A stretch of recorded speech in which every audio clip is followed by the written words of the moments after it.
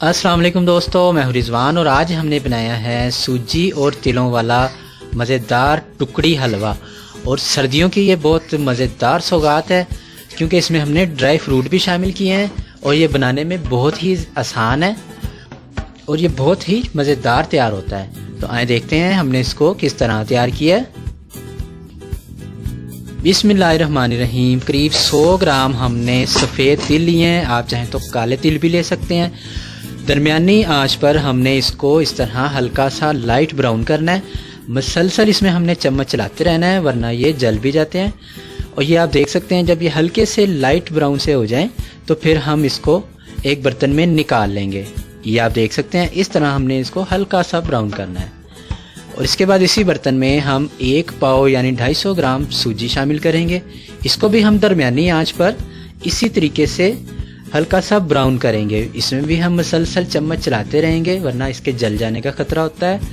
और ये भी जब हल्की सी ब्राउन हो जाएगी, ये आप देख सकते हैं, तो इसको भी हम एक बर्तन में निकाल लेंगे।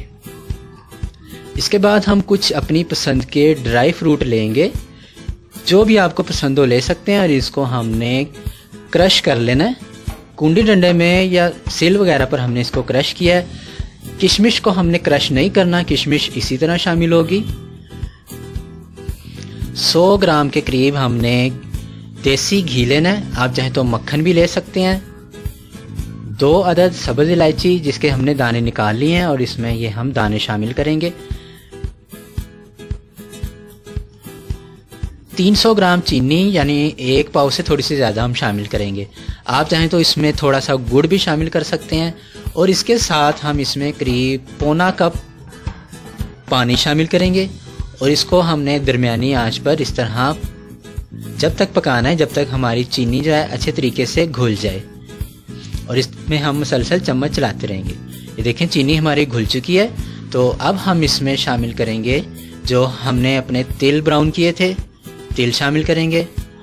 और ड्राई फ्रूट जो हमने क्रश किए थे वो शामिल करेंगे, लेकिन किशमिश हमने अभी शामिल नहीं की। और इसके साथ हम जो सूजी हमने हल्की सी ब्राउन की थी वो भी शामिल करेंगे। और मसलसल हमने इसमें चम्मच चलाते रहना है। तमाम चीज़ें शामिल करने के बाद हम इसको करीब 1 से 1.5 मिनट तक पकाएंगे। इससे ज़्यादा पकाने की हमें ज़रूरत नहीं है। 1 मिनट पकाने के बाद हम एक डिश या ट्रे वगैरह लेंगे। इसको हमने कुकिंग ऑयल वगैरह से ग्रीस कर लेना है और उसमें हमने अपना ये सारा हलवा इस तरह से फैला कर डाल देना है। अब किशमिश लेंगे और इसको हम एक तरतीब से इस तरह लगा देंगे। आप चाहें तो कोई भी अपनी पसंद का ड्राई फ्रूट जैसे बादाम, पिस्ता वगैरह कोई भी आप इसमें किशमिश की जगह पर इस्तेमाल कर सकते हैं। और इसके बाद थोड़े से ड्राई फ्रूट ये भी हमने क्रश किए हुए हैं, ये भी इस तरह हम इसको पर फैला देंगे और आधे घंटे के लिए इसको ठंडा होने के लिए छोड़ देंगे। आधे घंटे के बाद एक छुरी की मदद से इस तरह हम इसके किनारे अलग कर लेंगे और एक बार हम इसकी टुकड़ियां काट लेंगे, क्योंकि बाद में ये अगर ज़्यादा सख्त हो जाएगा तो फिर हमारे लिए काटना थोड़ा मुश्किल हो जाएगा। तो करीब आधा घंटा ठंडा करने के बाद हम इस तरीके से इसकी टुकड़ियां काट लेंगे। और इस आधे घंटे के बाद हमने मज़ीद इसको 2 घंटे के लिए रखना है ताकि ये अच्छे तरीके से हमारा टुकड़ियों की शक्ल में तैयार हो जाए। उसके बाद हम एक बार फिर इसको छुरी की मदद से काट लेंगे। 2 घंटे बाद हमारा ये हलवा बहुत अच्छे तरीके से तैयार हो चुका है और ये सख्त हो चुका है। तो ये आप देख सकते हैं बहुत ही मज़ेदार, बहुत ही आसानी से ये तैयार हो जाता है।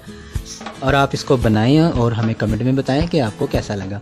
वीडियो पसंद आए तो लाइक और शेयर करें। दुआओं में याद रखिएगा। अल्लाह हाफिज़।